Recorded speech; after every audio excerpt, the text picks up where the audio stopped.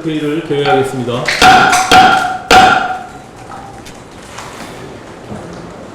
연일 조국 법무장관 후보자로 전국이 시끄럽습니다. 이번 조국 사태의 본질은 문재인 대통령의 민주주의에 대한 왜곡된 인식에서 시작됐습니다. 문 대통령은 자신이 마치 선출된 군주라도 되느냐 국민적 반대를 무릅쓰고 조국 후보자 임명을 강행하려 하고 있습니다. 국민이 반대를 하던 말던 의혹이 쏟아지든 말던 내가 선택한 사람은 좋은 사람이니 잔말 말고 따르라는 것입니다. 문재인 대통령이 증인들을 출석시키려면 최소 5일 전에 출석 요구서를 송부해야 하는 인사청문회법, 이것을 모를 리는 없을 것입니다. 그런데도 문 대통령이 사흘 안에 청문회 끝내고 보고서를 제출하라는 통보장을 국회에 보낸 것은 인사청문회와 상관없이 임명을 강행하겠다는 노골적인 의사표현이 아닐 수 없습니다. 이런 상황에서 국회가 해야 할 일은 대통령이 국민적 반대를 무릅쓰고 장관 임명을 강행하는 반헌법적 권한 행사를 막는 것이지 멋대로 국정 운영을 하라고 초법적 권한 행사에 길을 터주는 일이 아닙니다. 어제 오늘 가장 이해가 안 가는 것이 자유한국당입니다. 그동안 허송세월 그만하고 협상을 하자고 그토록 요청할 때는 청문회 기간과 증인 채택 문제를 놓고 진을 빼던 사람들이 정작 대통령이 국회를 능멸하고 나오는 이런 상황에서 뒷북 청문회에 덜컥 합의를 한 것입니다. 이번 합의로 국회의 권위는 땅속으로 완전히 처박혔습니다. 조국 한 사람을 지켜보겠다고 인사청문회 사상 초유의 증인 채택 안건 조정과 셀프 청문회로 국민을 우롱한 민주당과 뒷북 청문회 합의로 국회를 웃음거리로 만든 자유한국당 모두 반성하기 바랍니다. 바른미래당은 이런 반민주적이고 반헌법적인 합의에 결코 동의할 수 없습니다. 더욱 어처구니가 없는 것은 뒷북 청문회에 합의한 양당이 이제 출석 의무 자체가 사라진 증인들을 부를 것인지 말 것인지를 놓고 또다시 옥신각신하는 일입니다. 이것은 코미디가 아닐 수 없습니다. 이미 사망 선고를 받은 국회를 2번 죽이는 일입니다. 민주당과 자유한국당은 국민들을 그만 웃기기 바랍니다. 바른미래당은 양당이 합의한 뒷북 청문회와 상관없이 당초 약속드린 대로 조국 법무부 장관 후보자 일가의 부정비리 의혹의 진실 규명을 위한 국정조사와 특별검사 도입을 계속 추진하겠습니다.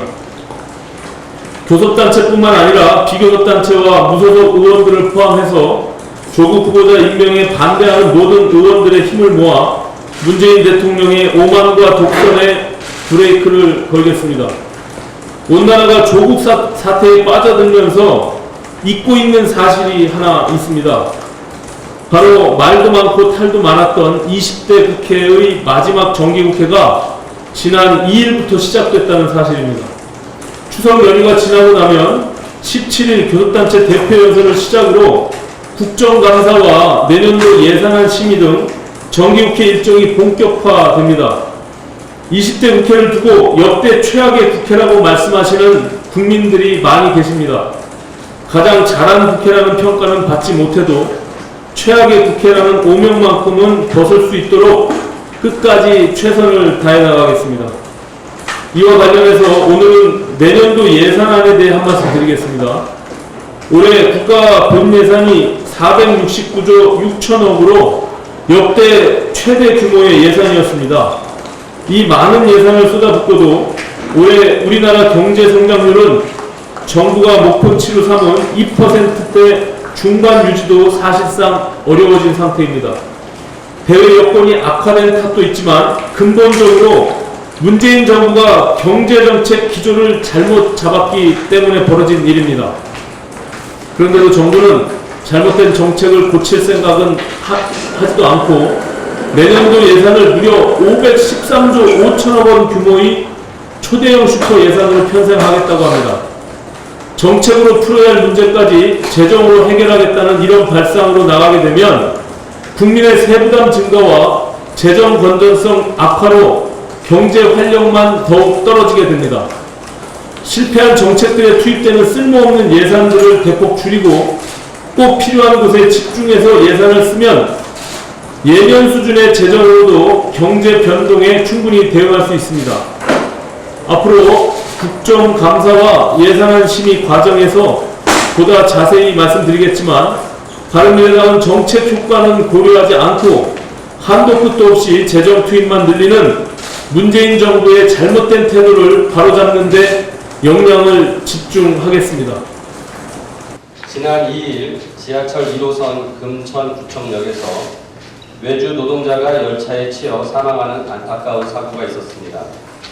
2013년 성수역 사고, 2015년 강남역 사고, 2016년 의역 사고, KTX 김천역 사고, 2017년 노량진역 온수역 사고 등 죽음의 외주화가 멈추지 않고 있습니다.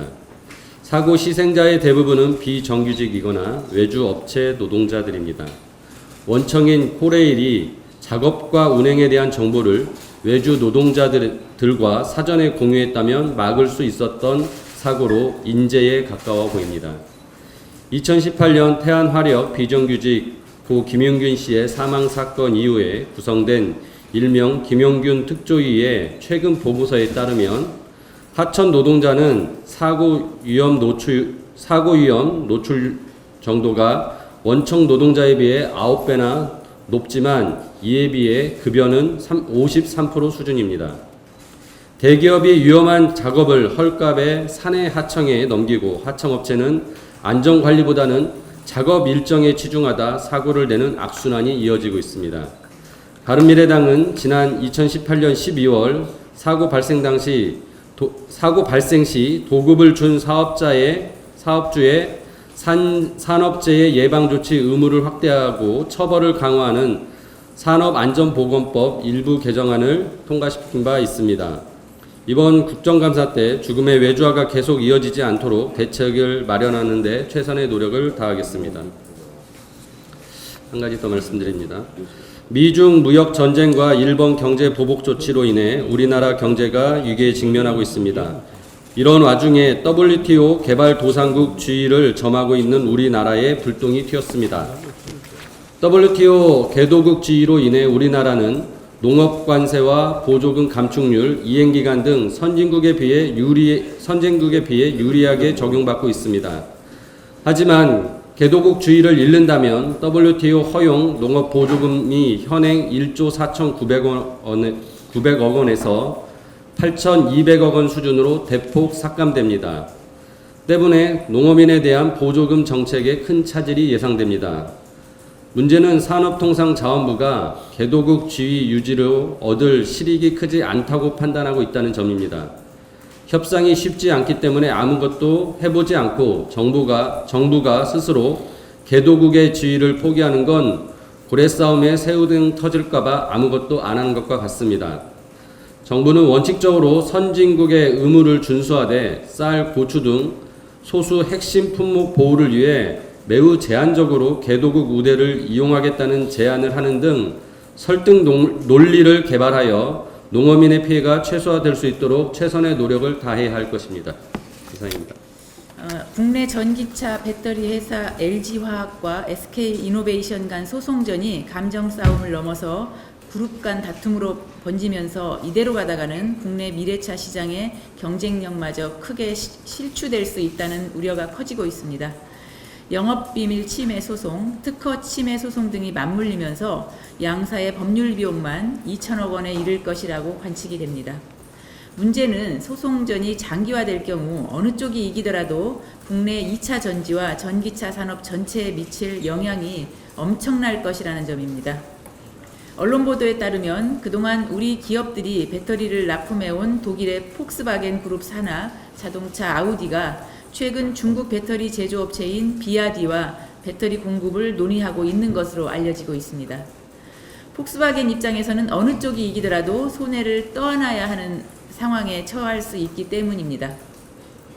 LG화학이 승소할 경우 폭스바겐의 미국산 전기차의 배터리를 공급할 예정인 SK 이노베이션 미국 공장은 가동할 수 없게 되고, 반대로 SK 이노베이션이 승소할 경우 LG화학이 기존의 파우치형으로 공급했던 배터리 물량을 회수해야 하는 문제가 생길 수 있습니다.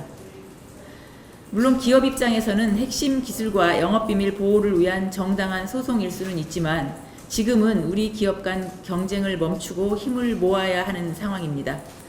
산업부에 따르면 일본의 수출 규제가 본격화할 경우 국내에 가장 치명타가 될 수 있는 품목 중 하나가 바로 2차 전지와 전기차, 수소차 등 미래차 분야입니다. 특히 일부 품목은 100% 일본으로부터 수입하고 있어서 우리 기업들이 힘을 합쳐 기술 개발을 하거나 아니면 대체 공급처를 찾아야 하는 긴박한 상황입니다. 정부가 중재에 나선 만큼 양사는 지금이라도 소송을 취소하고 대화에 나서기를 바랍니다. 이상입니다. 궁색한 변명과 모르쇠로 감철된 조국 후보의 셀프 간담회로 의혹만 더 늘었음에도 임명을 강행하겠다는 뻔뻔한 청와대와 여당의 태도에 국민 분노만 커지고 있습니다. 어제도 조국 후보자 딸의 한국과학기술연구원 키스트의 학생 연수생 활동에 대한 의혹이 불거졌습니다. 조 후보자의 딸은 키스트의 분자인식연구센터 학부생 연구 프로그램에 참여해 3주간 인턴으로 근무했다는 자기소개서를 부산대 의전원에 제출했다고 합니다.